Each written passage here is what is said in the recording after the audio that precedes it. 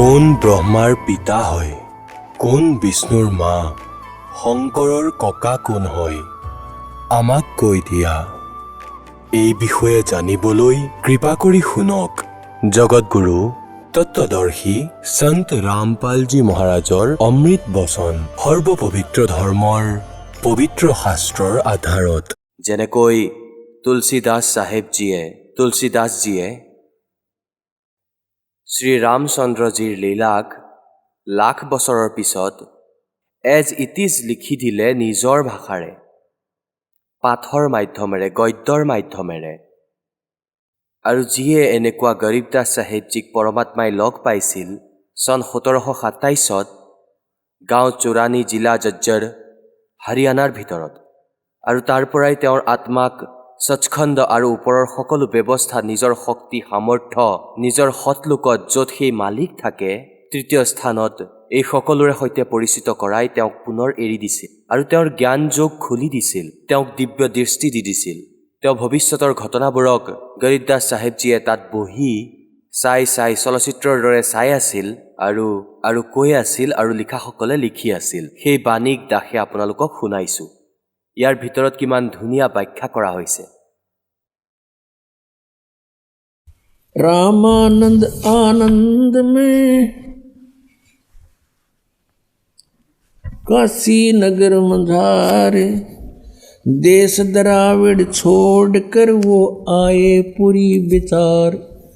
অৰ্থাৎ ভাৰতবৰ্ষত এই কাশী চহৰৰ বহুত মহিমা আছে, বহুত প্ৰাচীন মহিমা আছে। আৰু কাশী চহৰৰ ব্ৰাহ্মণ লোক এনেকুৱা ঠগ হৈ গৈছিল, সংসাৰক ভ্ৰমিত কৰিছিল, ভূত প্ৰেতৰ পূজাৰ কথা কৈছিল, তন্ত্ৰ মন্ত্ৰত আধাৰিত কৰি দিছিল।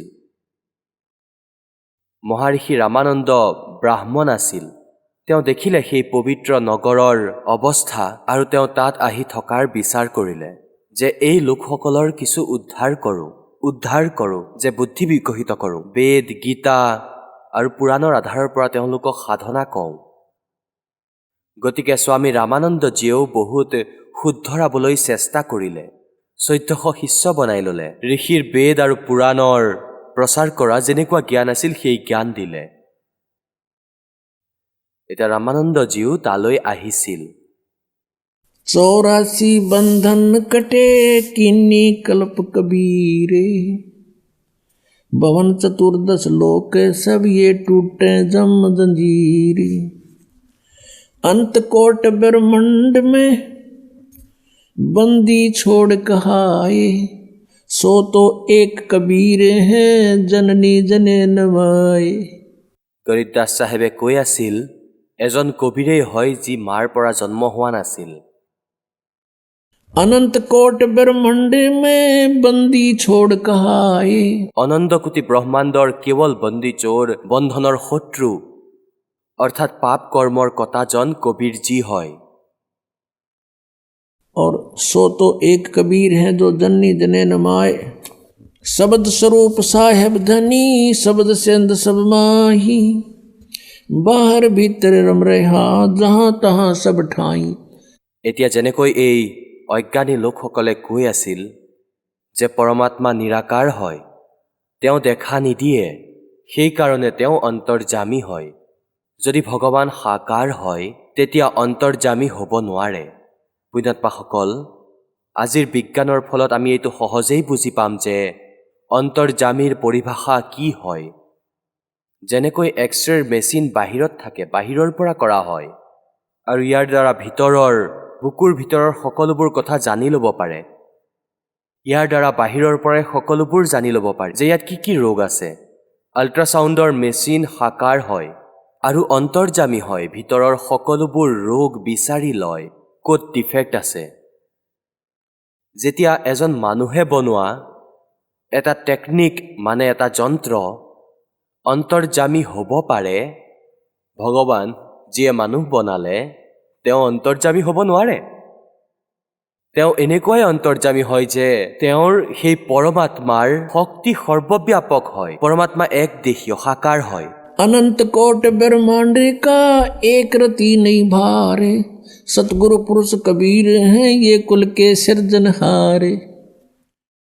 जल तल पृथ्वी गगन में वो बाहर भीतर एक है। पूर्ण ब्रह्म कबीर हैं वो अवगत पुरुष अलेख है। सेवक हो के उतरे इस पृथ्वी के माही, जीव उदाहरण जगत गुरु बार बार बलि जाही। এতিয়া আদৰণীয় গৰীবদাস চাহেবে কয় যে সেৱক হোকে উতৰে দাস হোকে আমাৰ মাজত এজন চাকৰৰ দৰে আছিল। সেৱক হোকে অৱতাৰে তেওঁ তাৰ পৰা আহিছিল, তললৈ আহিছিল, গমন কৰি গতি কৰি। सेवक हो के उतरे इस पृथ्वी के माही, কি কাৰণত আহিছিল? जीव उदाहरण जगत गुरु बार बार बलि जाही। জীৱক উদ্ধাৰ কৰিবলৈ আহিছিল সেই জগতগুৰু, সমস্ত সৃষ্টিক অকলেই জ্ঞান দিয়া সেই কবিৰ ভগৱান। काशीपुरी कष्ट किया उतरे अदर अधारे, मोमिन को मुजरा हुआ वहाँ जंगल में दीदारे।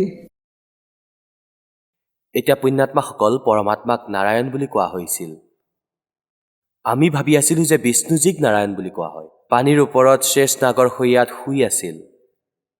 আচল নাৰায়ণটো এইজন আছিল যেতিয়াই তেওঁ লীলা কৰিছিল, পানীৰ ওপৰত আহি বিৰাজমান হৈছিল। ইয়াৰ বিষয়ত বেদে কি কয় চাওঁ আহক। পুণ্যাত্মাসকল, বেদত ভগৱানৰ মহিমা আছে আৰু পৰমাত্মাই যি লীলা কৰে তেওঁৰ জীৱনী এই বেদত, এই গ্ৰন্থত বিদ্যমান আছে। চাবচোন, যজুৰ্বেদ। ইয়াৰ অনুবাদক হৈছে বেদ মূৰ্তি তপনিষ্ঠ পণ্ডিত শ্ৰীৰাম শৰ্মা আচাৰ্য। অনুবাদক এওঁ, ইয়াৰ সম্পাদক এওঁৱেই এই শ্ৰীৰাম শৰ্মাজী। প্ৰকাশক হৈছে ব্ৰহ্মবৰ্চস, শান্তিকুঞ্জ, হৰিদ্বাৰ, উত্তৰাঞ্চল। ইয়াত চাব, এয়া হৈছে ত্ৰয়োদশ অধ্যায়, 13ৱা অধ্যায়। ইয়াৰ দ্বিতীয় মন্ত্ৰত ইয়াৰ অৰ্থ লিখিছে এনেকৈ যে পানীৰ পৃষ্ঠ অৰ্থাৎ পানীত উৎপন্ন অথবা পানীক ধাৰণ কৰোঁতা, এওঁলোক অজ্ঞানটো আছিলেই, খেলি মেলিও বহুত কৰি দিছিল। তথাপিও সঁচা কথাবোৰ লুকাই নাথাকিল। তেওঁ পানীৰ পৃষ্ঠত মানে পানীৰ ওপৰত উৎপন্ন হয়, পানীৰ ওপৰত উৎপন্ন হয়। ইয়াক অনুবাদ কৰিব নাজানিলে ইয়াৰ পৰা এইটোৱে বুজি লওক যে যেনেকৈ কোনো বিদেশীয়ে হিন্দী শিকে আৰু তেওঁ ৰামায়ণ লৈ যায় তেওঁ নিজৰ দেশলৈ ইয়াৰ পৰা, আৰু অন্যটো একো নাজানেই হিন্দী, সেই হিন্দী জনা তেওঁ নিজেই হিন্দী শিকিছে, কিন্তু ৰামায়ণৰ কথাৰ লগত তেওঁ পৰিচিত নহয়। অনুবাদটো তেওঁ খেলি মেলিয়েই কৰিব, অৱশ্যেই একোৱেই কৰিব নাজানিব তেওঁ। ইয়াতো এনেকুৱাই কৰি ৰাখিছে এওঁলোকে। अप्रसंग के काशीपुरी कष्ट किया ये उतरे अदर अधारे, मोमन को मुजरा हुआ ये जंगल में दीदारे। कोट किरण शशिभान सूदे आसन अदर विमाने, परसत पूर्ण ब्रह्म को शीतल पिंड और प्राण। কোৱা হয় কোটি কিৰণ শশীভান শুদ্ধ, ইমান সুন্দৰ শৰীৰ পৰমাত্মাৰ। কোৱা হয় আৰু পৰশুদ্ধ পূৰ্ণ ব্ৰহ্মকো শীতল পিণ্ড অৰ প্ৰাণ।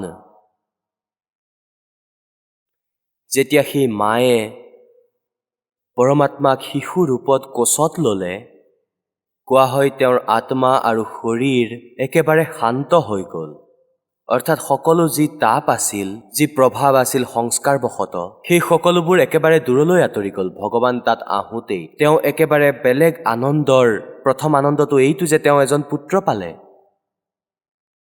আৰু আকৌ ভগৱান যেনেকৈ বৰফ হয়, বৰফৰ ওপৰত হাত ৰাখিলে ই নিজৰ প্ৰভাৱ দেখুৱায়, এনেকৈ পৰমাত্মাই তাত তেওঁৰ নিজৰ প্ৰভাৱ দেখুৱাই আছিল। তেওঁৰ বিষয়ত গৰীবদাসজীয়ে কৈছে যে गोद लिया मुख चूमे कर हेम रूप झलकंते, जगर मगर काया करे जैसे दमके पद्म अनंत। ইমান সুন্দৰ শৰীৰ পৰমাত্মাৰ কোচত ল'লে, মুখত এটা চুমা খালে, মুখত চুমা খালে অৰ্থাৎ মুখত মৰম কৰিলে, যেনেকৈ নিজৰ শিশুক মৰম কৰে, আৰু কয় যে হেম ৰূপ ঝলকন্ত। পৰমাত্মাৰ ইমান সুন্দৰ শৰীৰ, যেনেকুৱা হোৱাইট যেনেকৈ হিম মানে বৰফ, হেম ৰূপ যেনেকৈ বৰফৰ দৰে সুন্দৰ বগা। যেনেকৈ কোৱা হয় যেতিয়া কাপোৰ ল'বলৈ বজাৰলৈ যোৱা হয় তেতিয়া কোৱা হয় যে স্নো হোৱাইট দিব, অৰ্থাৎ বৰফৰ দৰে বগা দেখাব। तो कहते हैं हेम रूप झलकंत और जगर मगर काया करे जाणु दमके पदम अनंत। ইমান সুন্দৰ শৰীৰ মালিকৰ বহুতবাৰ দেখোঁ কাৰোবাৰ বগা ৰং কোনো শিশুৰ ব্যক্তিৰ এনেকুৱা কোৱা হয় যে এওঁৰ ইমান সুন্দৰ শৰীৰ, এওঁৰ মুখৰ সুন্দৰতাই বেলেগ। এনেকৈ এই মুখ মালিকৰ এনেদৰেই উজ্জ্বলি আছিল। काशी उमटी गुल भया मोमिन का घर घेरे, कोई कह ब्रह्मा विष्णु है कोई कह इंद्र कुबेरे। কোনোৱেতো এনেকুৱা কয় যে কোনো দেৱতা আহি আছে। এনেকুৱা শিশুটো আমি কেতিয়াও দেখাই নাছিলোঁ।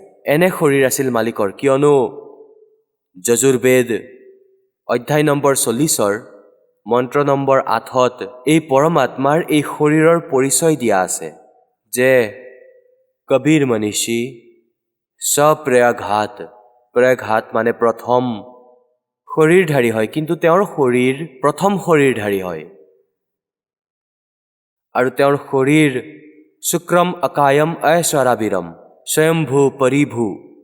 সেই পৰমাত্মাৰ শৰীৰ আমাৰ দৰে নাৰীৰ মাতা পিতাৰ সহযোগত শুক্ৰৰ দ্বাৰা সৃষ্ট নহয়। তেওঁৰ শৰীৰ নাৰী নোহোৱাকৈ কিন্তু আমাৰ দৰে এই 5 ভৌতিক কায়াৰেই বনোৱা হয়, স্বয়ম্ভূ হয় তেওঁ। সেয়ে তেওঁৰ তেজ পুজৰেই শৰীৰ হয় মালিকৰ। তেওঁৰ বিষয়ে ইয়াত কৈছে কাশী উমতি কুল ভয়া, দলে বলে আহিছিল কাশীৰ সকলো লোক, কাশীৰ অৰ মোমন কা ঘৰ ঘেৰে, আৰু মুছলমানৰ ঘৰটো ঘেৰি ল'লে। कोई कह ब्रह्मा विष्णु है कोई कह इंद्र कुबेरे, कोई कह धर्मराय है कोई कहत है ईशे, 16 कला सुभान गति कोई कह जगदीश। भक्ति मुक्ति ले उतरे ये मेटन तीनों तापे, मोमिन का डेरा लिया उसको कहे कबीरा बाप। কোৱা হয় যে ভক্তি আৰু মুক্তি লৈ নামি আহিছিল ভগৱান, নিজৰ সৎলোকৰ পৰা গতি কৰি আহিছিল। আৰু মেতন তিনো তাপ, সেই মালিকৰ ভক্তিৰ পৰা তেওঁৰ দ্বাৰা দিয়া মন্ত্ৰৰ পৰা আমাৰ তিনিও তাপ নষ্ট হ'ব পাৰে, বেদত বৰ্ণিত বিধিৰে হ'ব নোৱাৰে। তেওঁ পঞ্চম বেদ দিবলৈ আহিছিল। और मोमिन का डेरा लिया कहे कबीरा बाप। এজন মুছলমানৰ ঘৰত জন্মৰ পৰাই বাস কৰিব ল'লে, আহি বিৰাজমান হৈ গ'ল, তাতে থাকিবলৈ ধৰিলে। আৰু পিছত দেউতা ক'বলৈ ধৰিলে নিৰুক, দেউতা, বাপু, বাপুজী, যি ভাষাই আছিল।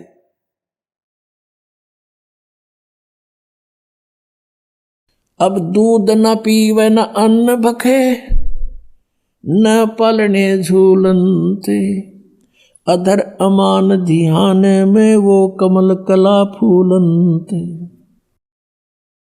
এতিয়া চোৱা পৰমাত্মাৰ লীলা। পুণ্যাত্মাসকল, 600 বছৰ আগতে লীলা কৰিছিল ভগৱান কবীৰ পৰমেশ্বৰে। আৰু চন 1727 পৰমাত্মা প্ৰথমে তাত কাশীত লীলা কৰি গুচি গৈছিল চন 1518। আৰু চন 1727 তেওঁ আকৌ আহিল ইয়াত প্ৰায় 200 বছৰৰ পিছত। সৎলোকৰ পৰা আহি তেওঁ গৰীব দাস চাহেবক লগ কৰি খেতিত গাঁও চোৰাণী জিলা জজ্জৰৰ জংঘলত, আৰু সেই সময়তে গৰীব দাস চাহেবে এইটো বাণী কৈছিল মালিকৰ। সম্পূৰ্ণ জ্ঞান বুজি তেওঁৰ আশীৰ্বাদেৰেই দিব্য দৃষ্টি খুলি গ'ল। সেই সময়ত কি কৈছিল? कि दूध न पीवे न अन्न भखे। সেই সময়তো একেই লীলা কৰিছিল পৰমাত্মাই। পৰমাত্মা আহিছিল আৰু কুমাৰী গাইৰ গাখীৰ খাইছিল যেতিয়া গৰীব দাসজীক লগ কৰিছিল। এনেকুৱাই লীলা কৰে সেই ভগৱানে, যেতিয়া তেওঁ ইয়ালৈ আহে আলহীৰ ৰূপত থাকে আৰু লীলা কৰে। এয়াই বেদে কয়। ঋগ্বেদ মণ্ডল নম্বৰ 9 সূক্ত 1 মন্ত্ৰ 9ত এয়াই প্ৰমাণ কৰা হৈছিল। আগলৈ কৈ আছো। दूध न पीवे न अन्न भखे न पलने झूलनते, अधर अमान ध्यान में वो कमल कला फूलनते। गरीब कोई कहे छल ईश्वर नहीं, कोई किन्नर कहलाए, कोई कहे गण ईसे का, जो जो मात रिसाए। এতিয়া যিমান নাম ৰাখিলে সেই শিশুৰ কোনোবাই কয় যে সেয়া ভূত হয়, কোনোবাই কয় প্ৰেত হয়, কোনোবাই কয় ব্ৰহ্মা হয়। সেইবাবে মাকে দুখ পায় আৰু সেই শিশুক লুকুৱাই কয় যে মোৰ সন্তানৰ ওপৰত মুখ নলগাব, তোমালোকে কিয় এনেকুৱা নাম দি আছা বেলেগ বেলেগ ধৰণৰ। खलक मुलक देखण गया वहाँ राजा प्रजारीत, जम्बू दीप जिहाने में वो उतरे शब्द अतीत। এয়া জম্মুদ্বীপ হয় ভাৰতবৰ্ষ, কয় যে ইয়াত পৰমাত্মা অৱতৰিত হৈছিল। सकल कुरान फिर क्या हुआ, दुनी कहे यू देव है, देव कहते हैं ईसे, ईस कहे ये पार ब्रह्म है, पूर्ण विश्व बीस।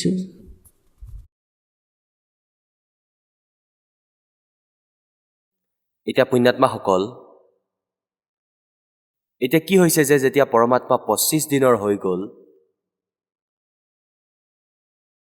না কিবা খাইছে না কিবা গ্ৰহণ কৰিছে, এতিয়া আৰু এটা সমস্যাই মূৰ দাঙি উঠিল নিমাৰ সন্মুখত, নিৰুৰ সন্মুখত। নিমাই কয় যে মই এই বালক মৰিলে হে ভগৱান লগতে ময়ো মৰিম। এই সন্তানটোতো মৰিয়েই থাকিব, ই একো খোৱা বোৱাই নকৰে, দুদিন নাখালেই মাক দেউতাকৰ খোৱা লোৱা বন্ধ হৈ যায়, বহুত বেয়া ধৰণে কান্দি আছে আৰু ভগৱান শংকৰক স্মৰণ কৰি আছে, কাৰণ তেওঁ শংকৰৰ পূজাৰী হয় যদিও মুছলমান হৈ গৈছিল, আৰু কৈ আছিল যে হে ভগৱান শিৱজী, হয়তো ইয়াক দিবই নালাগিছিলে আৰু এতিয়া দি পেলাই আকৌ লৈ যাব বিচাৰিছা। আপোনাৰ লীলা আচৰিত হয়, দিয়া নাছিলা তেতিয়া অপেক্ষা কৰি আছিলোঁ, কান্দি আছিলোঁ, কান্দি কান্দি সময় কটাই আছিলোঁ, এতিয়া এই সন্তান মৰিব, ময়ো লগতেই মৰিম, পিছৰ এদিনলৈ নাথাকিম, মই অন্ন পানী ত্যাগ কৰি দিম। হৃদয়েৰে যেতিয়া ভাবিলে তেতিয়া পৰমাত্মাই চালে যে এই বুঢ়ীজনী মৰি থাকিব। অন্তৰ্যামী কবীৰ চাহাব তাতেই বিৰাজমান আছিল। শিৱজীক প্ৰেৰণা কৰিলে যে কোনে কান্দি আছে তোমালে মনত পেলাই। শিৱ ভগৱান আহিল তালৈ এজন সাধুৰ ৰূপ ধৰি, থিয় হৈ গ'ল সন্মুখত। মা কিয় কান্দি আছা? নিমাই ক'লে যে হে ভগৱান, হে মহাত্মাজী, মই বহুত দুখী মই, মোৰ দুখৰ কথা নুশুনিবা, নহ'লে কান্দি দিবা।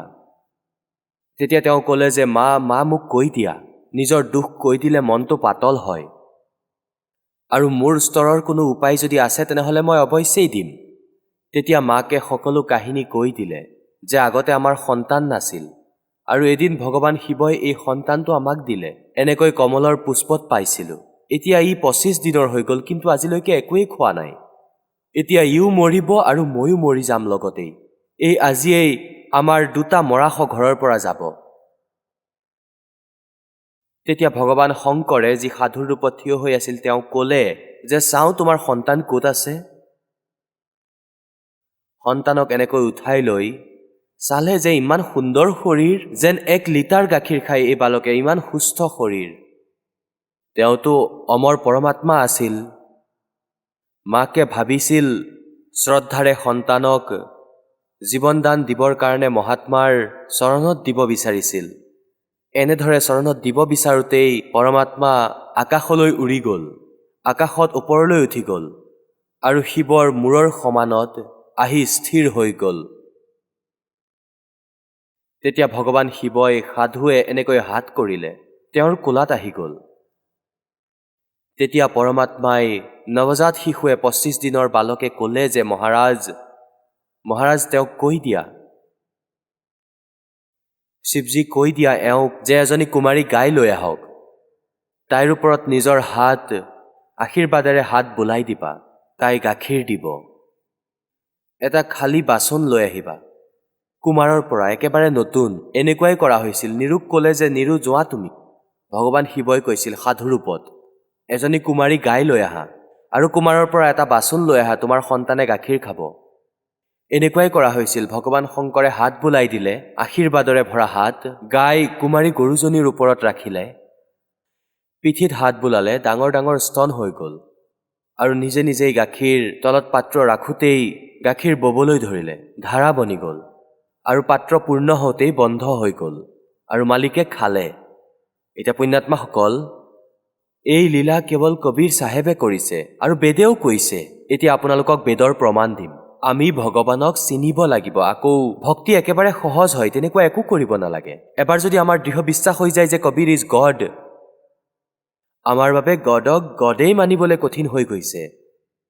কিন্তু ভক্তি ইমান কঠিন নহয়। এয়া চাওক, ঋগ্বেদ এয়া কোনে ক'ৰ পৰা চপোৱা হৈছে? ইয়াৰ প্ৰকাশক কোন হয়? প্ৰকাশক সাৰ্বদেশিক আৰ্য প্ৰতিনিধি সভা, মহৰ্ষি দয়ানন্দ ভৱন, ৰামলীলা মৈদান, নতুন দিল্লীৰ পৰা।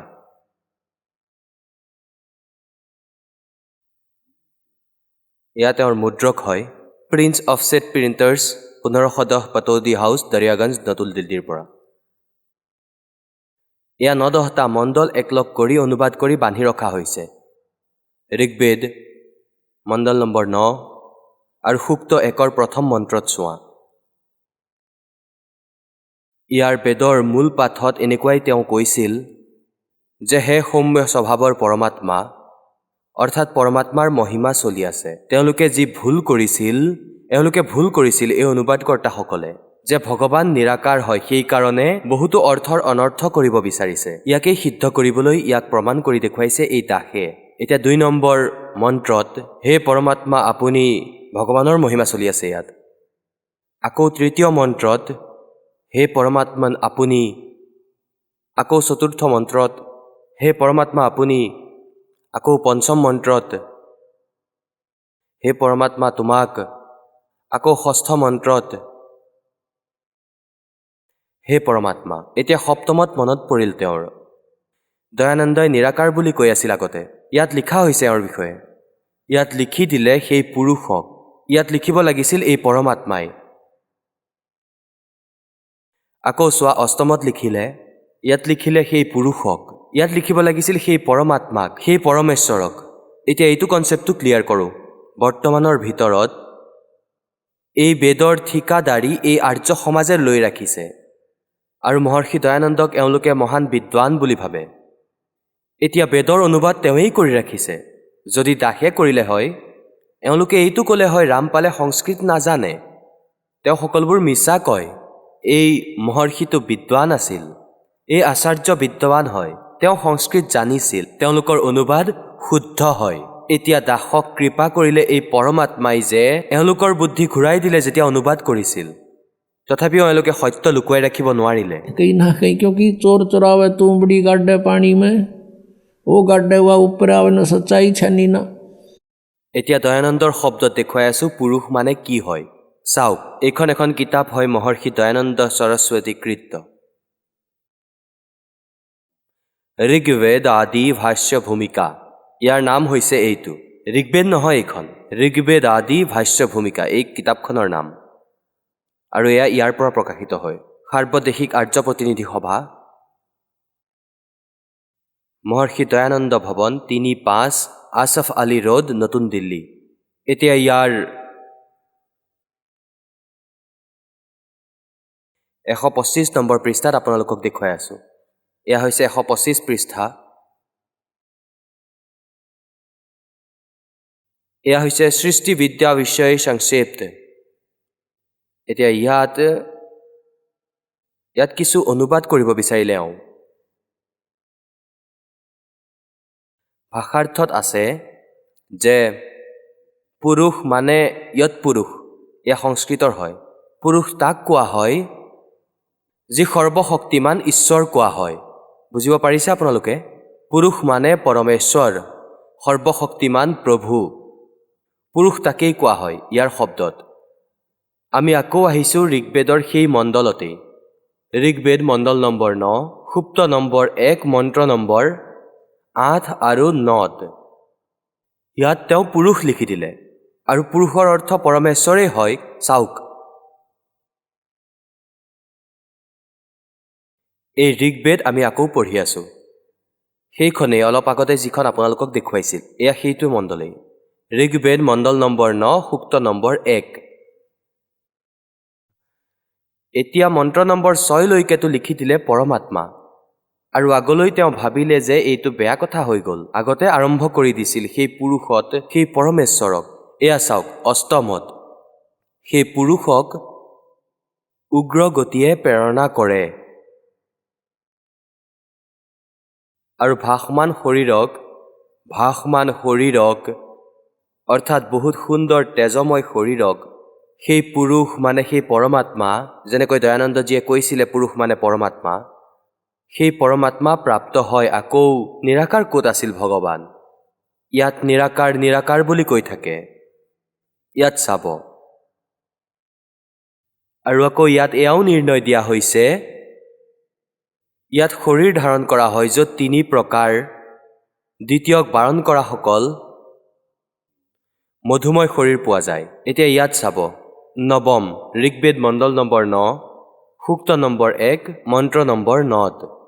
এই মূল পাঠত শিশুম বুলি কোৱা হৈছে। শিশুম, শিশু, বালক ৰূপত।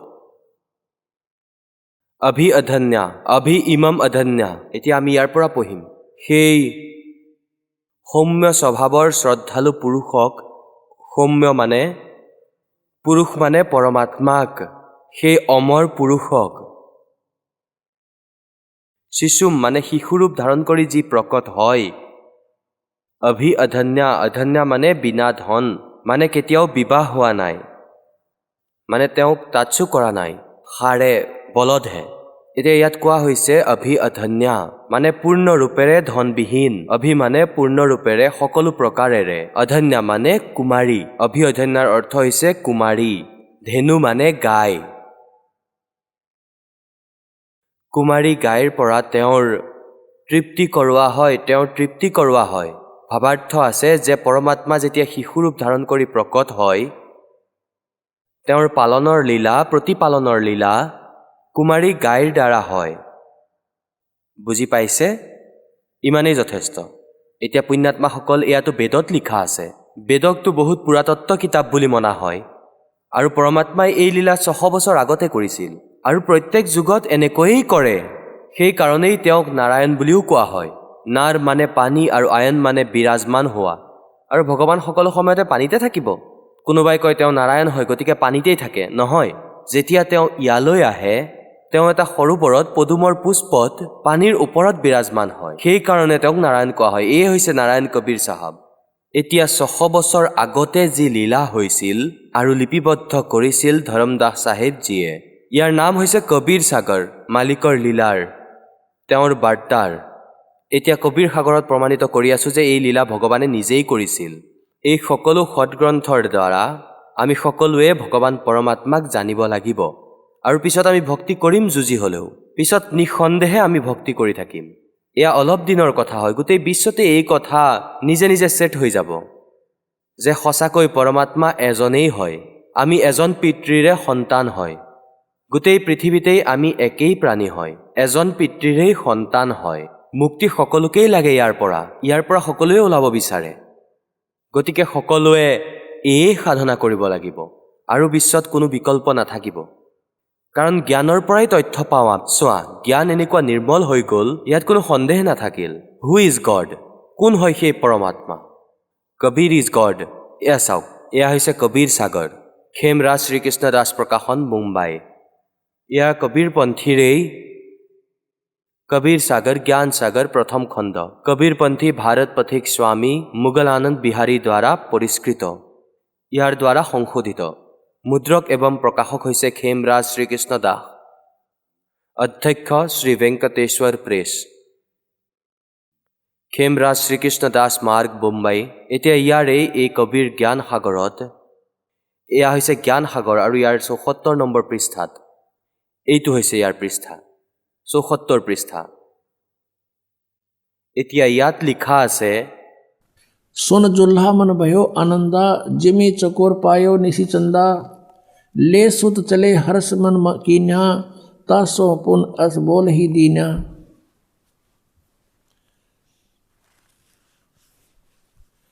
सुत काशी को ले चले लोग देखण ते आवे। সেয়াই গৰীবদাস চাহেবে লিখিছিল আৰু কবীৰ সাগৰতো লিখিছিল। अन्न पानी बखे नहीं, जुल्हा शोक बनावे। तब जुल्हा मन कीन तिवाना, रामानंद सो कही उत्पाना। मैं सुत पायो बड़ गुणवंता, कारण कौन बखे नहीं संता। रामानंद ध्यान तब धारा, जुल्हा सो तब वचन उचारा, पूर्व जन्म में ते ब्राह्मण जाति और हरि सेवा की निसी बलभाती, कुछ तुम सेवा हर की चूका, ताते भयो जुल्हा का रूपा, प्रीति प्रभु गही तोर लीनी, ताते उद्धान में सुत तोय दीना। এতিয়া নিৰুক ক'লে যে তুমি আগৰ জন্মত ব্ৰাহ্মণ আছিলা। ৰামানন্দজীৰ ওচৰলৈ গ'ল যে মোৰ সন্তানে ভোজনো কৰা নাই, অলপো গাখীৰো খোৱা নাই, কোনো সমাধান কওক স্বামীজী, কোনো সমাধান কওক। তেতিয়া কাৰণ ক'লে যে তুমি আগৰ জন্মত ব্ৰাহ্মণ আছিলা, কোনো ভুল কৰিছিলা, কোনো পাপ কৰিছিলা, যাৰ কাৰণে তুমি ধুবি হৈ গ'লা।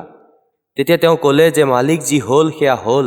हे प्रभु जस की नो तस पायो, मैंने तो किरासो भर लिया, आरत हो तू दर्शन आयो, सो कहिए उपाय गुसाई, बालक अक्षुधावंत कुछ खाई। এনেকুৱা এটা বিধি কোৱা যাৰ পৰা মোৰ শিশুৱে কিবা খাব। रामानंद युक्ति विचारा, तुम सुत कोई ज्ञानी अवतारा, बछिया जाही बैल नहीं लागा, सोले ठाड करो ते आगा।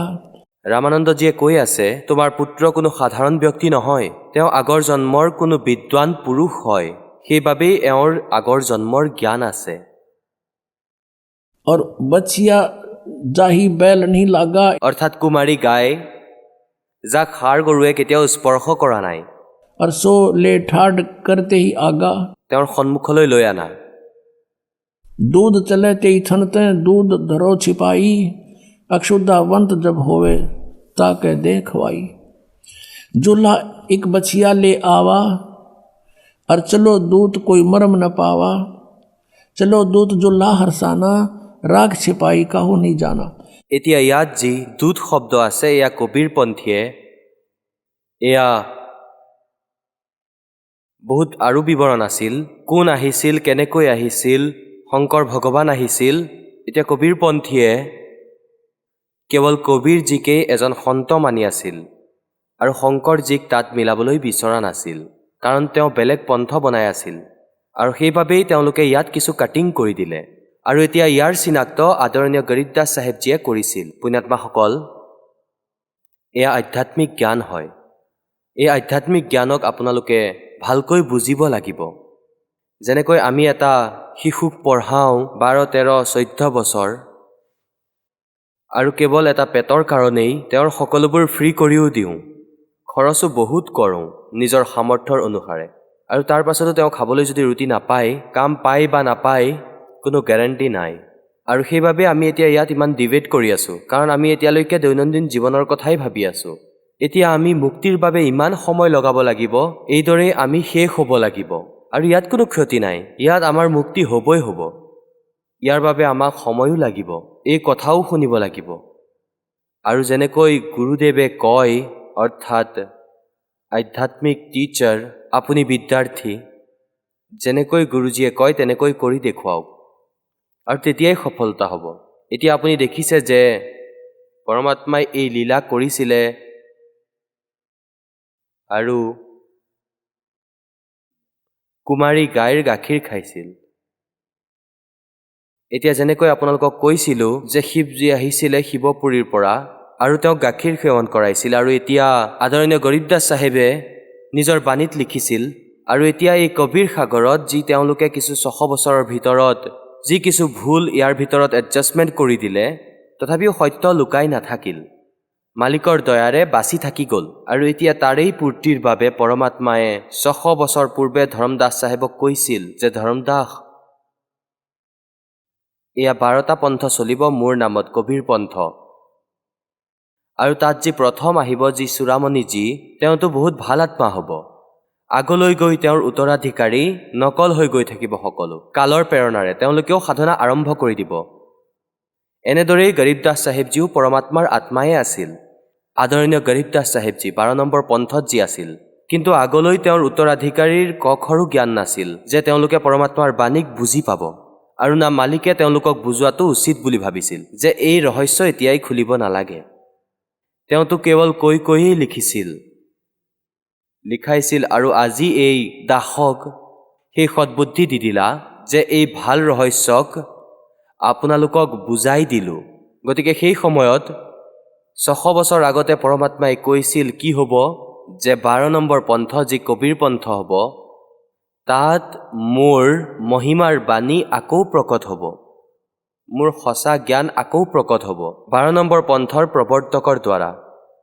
কিন্তু সেই 12 নম্বৰ পন্থৰ অনুগামীয়েও সেই মাৰ্গক বুজিব নোৱাৰিব, কাৰণ পৰমাত্মাই কৈছিল था धर्मदास तो लाख दुहाई, ये मूल ज्ञान की तबार न जाई, मूल ज्ञान बार जो पढ़ी, बिचली पीढ़ी हंसनी तरही।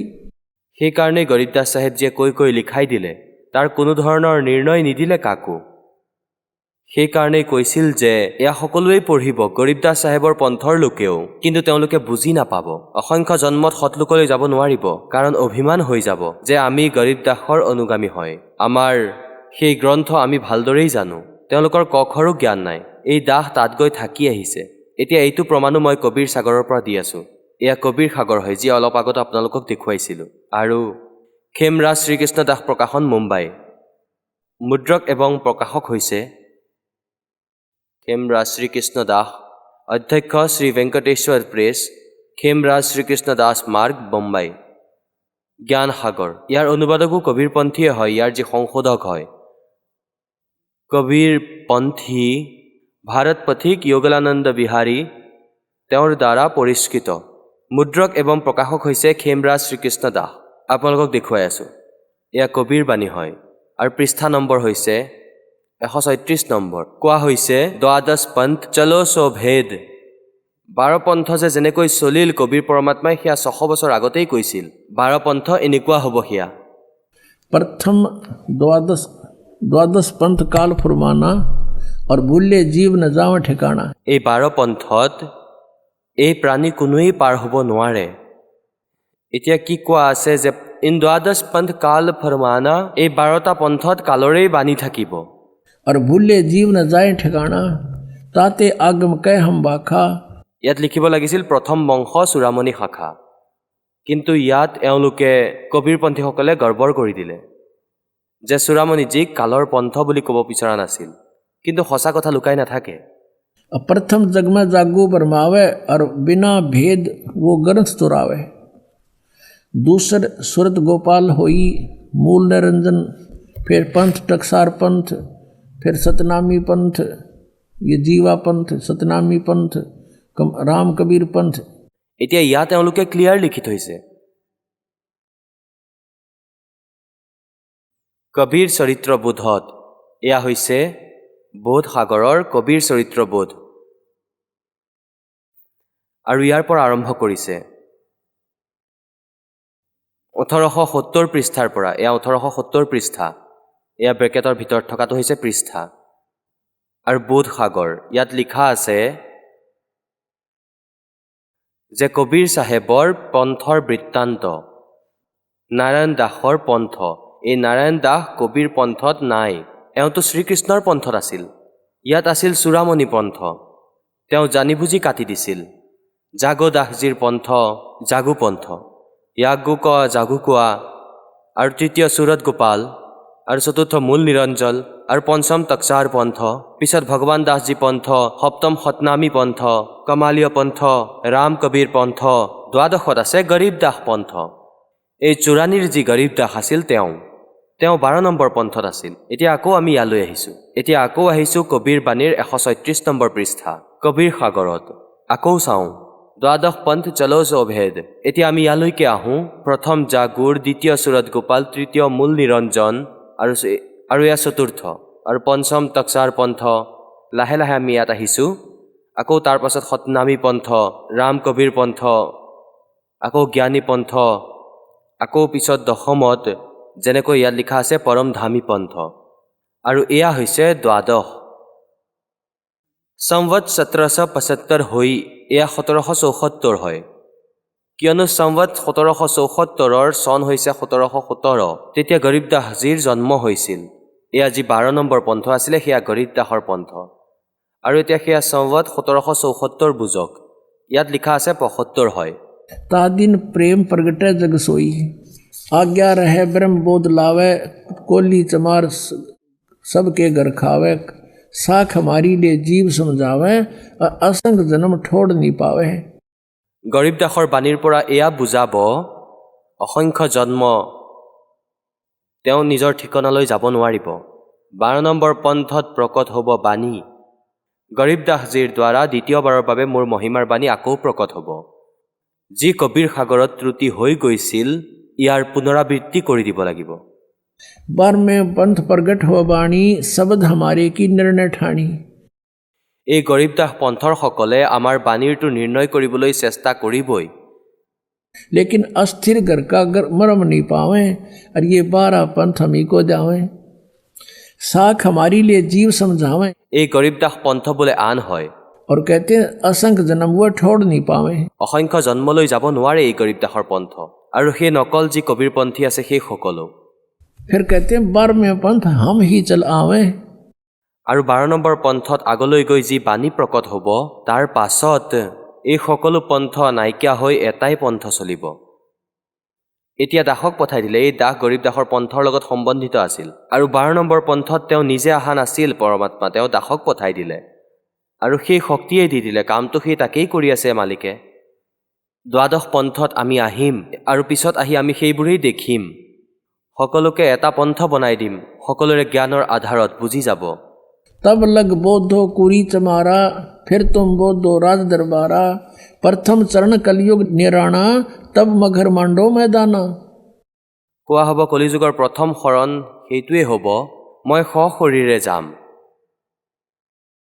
প্ৰথম চৰণ কলিযুগৰ, 3টা চৰণ কৈছে কলিযুগৰ। এতিয়া বিচৰা চৰণ চলি আছে। ये प्रथम चरण कलयुग निराणा और तब मगर मांडो मैदाना। धर्मराय से मांडो बाजी तब धर बोधो पंडित काजी। अब यहाँ जाता है 5505 तब ये शब्द होगा साचा। 5555 বছৰ যেতিয়া পাৰ হ'ব কলিযুগৰ তেতিয়া এয়া ওলাই আহিব। চন 2006 বুজি লওক, এয়া সঁচা হৈ গ'ল। আৰু আজি এই 2011 চলি আছে। এতিয়া ইয়াৰ কাৰণ কি আছিল? যেতিয়া কলিযুগৰ 5505 বছৰ গুচি যাব সেই সময়ত আজিৰ মোৰ এই কোৱা বাণী, চন 1398 পৰা 1518 মাজত কোৱা এই বাণী, যি বাণী পৰমাত্মাই কৈছিল পৰমাত্মাৰ বচনত যে সেয়া সেই সময়ত সঁচা হ'ব, আজি নহ'লেও। আজি কোনেও বিশ্বাস নকৰিব ইয়াৰ ওপৰত। সেই সময়ত এয়া সঁচা হ'ব যি মই আজি কৈ আছো। और तब तक कहा धर्मदास तो लाख दुहाई ये मूल ज्ञान कहीं बार न जाई। এয়া চাব ইয়াত আগলৈ। धर्मदास मोरी लाख दुहाई 5505 तब ये शब्द होगा साचा। ইমান সময় কলিযুগৰ যেতিয়া গুচি যাব। धर्मदास मोरी लाख दुहाई ये मूल शब्द बार जिन बाहर ना जाई, ये ना जाई गलत प्रिंट गलत हो रहा है। पवित्र ज्ञान तुम जग में बाखो, मूल ज्ञान गोई यानी गुप्त तुम राखो। मूल ज्ञान जो बार है पढ़ी, बिजली पीढ़ी हंस वंश नीतर ही। 33 अरब ज्ञान हम बाखा, मूल ज्ञान गुप्त ही राख्या। गोए राख्या, गोए मन गुप्त। मूल ज्ञान तुम तब लग छुपाई, जब लग 12 पंथ मिटाई। এতিয়া ইয়াত দেখুৱাইছোঁ আপোনালোকক 134 পৃষ্ঠাত সকলোবোৰ নিৰ্ণয় দি ৰাখিছে পৰমাত্মাই। কবিৰ বাণী 134 পৃষ্ঠা। এতিয়া ইয়াত কোৱা হৈছে 13 বংশ। 12টো আছিল যি এই কালৰ জালত থাকি গৈছিল। প্ৰথম বংশ উত্তম, এয়া হৈছে নাৰায়ণ মানে চূড়ামণিজী। দ্বিতীয় জাগু, তৃতীয় আকৌ চতুৰ্থ আকৌ পঞ্চম। এতিয়া ইয়ালৈ আহি যাওঁ 12 বংশ, 12 গৰীব দাস চাহেবৰ। 12वें वंश प्रगट हो उजियारा। মানে 12 পন্থত মোৰ মহিমাৰ বাণীৰ পৰাই মই আকৌ উজ্জ্বল হ'ম। ক্লিয়াৰ নহ'ব তেওঁলোকৰ। और कहते हैं 13वें वंश मिटे सकल अंधियारा। 13 নম্বৰ বংশত আহিব মোৰ দাস। কোৱা হয় সকলো অজ্ঞানতা এৰুৱাই দিব, এওঁ সকলো অন্ধকাৰ আঁতৰাই দিব। और एती दगा काल समाई और तत्बिंदु की टेक रह जाई। কালে ইমান খেলি মেলি কৰিব তথাপিও তত্ত্ব জ্ঞানৰ অস্তিত্ব থাকি যাব, অৰ্থাৎ সেই সময়লৈকেহে ইয়াক লুকুৱাই ৰাখিব লাগিব। এয়া 13 বংশ। এই দাসৰ পিনেই সংকেত দিছে, বুজি পাইছে? 13वें वंश मिटे सकल अंधियारा। এতিয়া সকলো খেলি মেলি সকলো অজ্ঞানতা আঁতৰি যাব। 9 मन सूत उरजिया ऋषि रहे जख मारे। सतगुरु ऐसा सुलझा दे उलझे न दूजी बार। এতিয়া আপোনালোকক যি প্ৰসংগ দাসে প্ৰমাণ কৰিব বিচাৰিছিল যে পৰমাত্মা যেতিয়া আহে তেতিয়া তেওঁ এনেধৰণৰ লীলা কৰে। আৰু সেই লীলা কোনে কৰিছিলে? কবিৰ পৰমেশ্বৰজীয়ে, যাৰ বেদে গুণগান কৰে। परमात्मा ने कहा था वेद मेरा भेद है, पर मैं ना वेदन के माही और जौन वेद से मैं मिलूं, ये वेद जानते नहीं। বেদে মোৰ মহিমাৰ গুণগান কৰি আছে আৰু ব্ৰহ্মৰ উৎপত্তি মই কৰিছোঁ, আৰু এই বেদে মোৰ মহিমাই বঢ়াই আছে। আপোনালোকক আৰু অলপ বেদ দেখুৱাই আছোঁ এতিয়া। পুণ্যাত্মাসকল, আমি পৰমাত্মাক জানিব লাগিব। এয়া চাওক ঋগ্বেদ, এয়া ঋগ্বেদ হয়। এয়া দেখুৱাই আছোঁ ক'ৰ পৰা হয়। এয়া ইয়াৰ পৰা প্ৰকাশিত হয়। প্ৰকাশক পণ্ডিতা ৰাকেশ ৰাণী, আৰু ইয়াৰ পৰা ছপোৱা হৈছে। প্ৰধান কাৰ্যালয় বেদ মন্দিৰ মহাত্মা বেদ ভিষু সেৱাশ্ৰম, লেখ ৰামনগৰ ইব্ৰাহিমপুৰ, মুখমেলপুৰ দিল্লী, দয়ানন্দ সংস্থান। ইয়াত 10ম মণ্ডল নম্বৰ 10 আৰু সুপ্ত নম্বৰ 49 প্ৰথম মন্ত্ৰতেই লিখা আছে। এয়া চাব, ঋগ্বেদ মণ্ডল নম্বৰ 10 সুপ্ত নম্বৰ 49। এয়া 49ৰ প্ৰথম মন্ত্ৰ। এই প্ৰথম মন্ত্ৰত লিখা আছে, পৰমাত্মাই কৈছে, মই স্তুতি কৰাসকলক, যি সত্য সাধনা কৰে তেওঁলোকক সনাতন ঐশ্বৰ্য নিবাস যোগ লোক মুক্তি তথা জ্ঞান প্ৰদান কৰোঁ। মই স্তুতি কৰাসকলক সনাতন ঐশ্বৰ্য মানে যি সদায় থাকে, কেতিয়াও নাশ নহয়, মোক্ষ নিবাস যোগ লোক মানে সতলোক, পূৰ্ণ মুক্তি তথা জ্ঞান প্ৰদান কৰোঁ। অহম ব্ৰহ্ম প্ৰণৱম, মই ব্ৰহ্ম নহয়, মই ব্ৰহ্মক উৎপন্ন কৰিলোঁ। ইয়াত বেদ লিখি দিলে। ব্ৰহ্মৰ অৰ্থ বেদ নহয়, ৰজাৰ অৰ্থ বিধান নহয়, সংবিধান নহয়। মই ব্ৰহ্মক উৎপন্ন কৰোঁ, কালৰ উৎপত্তি মই কৰোঁ ব্ৰহ্মৰ। আৰু যি বেদত মহিমা আছে, সেই বেদে মোৰ মহিমাৰ বৃদ্ধিয়েই কৰে। যজ্ঞদান সৎসংগ কৰা লোকক সৎমাৰ্গত আদেশ কৰাজন ময়েই হয়। অৰ্থাৎ তোমালোকক পথো ময়েই দেখুৱাওঁ, যি মোৰ শৰণলৈ আহে। আৰু বেদে মোৰ মহিমাৰেই গুণগান কৰি আছে। আৰু এতিয়া কি কোৱা হয়? এয়া সকলোবোৰ প্ৰমাণ হৈ গ'ল যে কবিৰ পৰমাত্মা, বেদত লিখা আছে যে পৰমাত্মাই কয় যে মোৰ ৰহস্য আছে বেদত সম্পূৰ্ণ, আৰু ব্ৰহ্মৰ উৎপত্তি ময়েই কৰিলোঁ কালৰ। আৰু এই কথাই মই নিজৰ সেই সূক্ষ্ম বেদত 600 বছৰ আগতেই কৈছিলোঁ যে বেদ মেৰা ভেদ হে, মে না বেদন কে মাহি। মানে এই বেদত মোৰ পোৱাৰ বিধি নাই, কিন্তু মহিমা মোৰেই আছে সকলো। এতিয়া এই দাস আকৌ সেই টপিকলৈকে আহে যে আদৰণীয় গৰীব দাস চাহেবৰ যি বাণী প্ৰকট হ'ল, তেওঁ ইয়াৰ পূৰ্তি কৰে। কবিৰ সাগৰতো লুকাই নাথাকিল এই কথা। তেওঁ কৈছিলে যে ৰামানন্দজীয়ে কৈছিলে, নহয়, দূত শব্দ মাজতহে আছিল। তেওঁৰ জ্ঞাত নাছিল যে কোন আছিল, ভগৱানে পঠোৱা কোনো দূত আহিছিল। তেওঁ কৈছিল যে কুমাৰী গাইক হাত বুলাই দিয়া। তেন্তে ইয়াত ৰামানন্দজীয়ে কৈছিল যে তেওঁক কবিৰ সাগৰত লিখা আছে যে পোৱালীজনী যাক ষাঁড় গৰুৱে চোৱা নাই, সেইজনী গায়না যি আনটাচ হয়, কুমাৰী হয়। আৰু ইয়াত কি কয় গৰীব দাসজীয়ে? शिव उतरे शिवपुरी से अवगत बदन विनोदे, मैं के कमल खुशी बहे लिया ईस को गोदे। সেই পৰমাত্মাক কোলাত লৈ লৈছিল ভগৱান শিৱজীয়ে। শিৱ নামি আহিছিল শিৱপুৰীৰ পৰা নামি আহে আৰু তাত সেই শিশুক কোলাত লৈছিল। नजर नजर से मिल गई किया ईस प्रणामे, धन मोमन धन पूर्णा ये धन का सीनी काम। দুয়ো ভগৱানৰ যেতিয়া ইজনৰ চকু সিজনত পৰিল, তেতিয়া শিৱজীয়ে বুজি পালে যে এয়া কোনো পৰম শক্তি হয়, সিদ্ধ পুৰুষ হয়। ইমান এইখিনি জ্ঞানো নাছিল যে তেওঁ কোন আছিল। আকৌ যেতিয়া পৰমাত্মাই আদেশ দিলে, ক'লে শংকৰ ভগৱানক যে এনেধৰণে কোৱা যে এজনী কুমাৰী গাই আনা, আৰু তাৰ ওপৰত আপুনি আপোনাৰ হাতখন বুলাই দিব। तो गरीबदास जी कहते अन ब्यावर को दूहत है दूध दिया तत्काल पीवे बालक ब्रह्म गति तांसी भय दयाल। ইয়াৰ পৰা প্ৰমাণ হৈ গ'ল যে কবিৰ সাগৰত কৈ আছে কবিৰ চাহেবৰ যি লীলা সেয়া পুৰাতন হয়।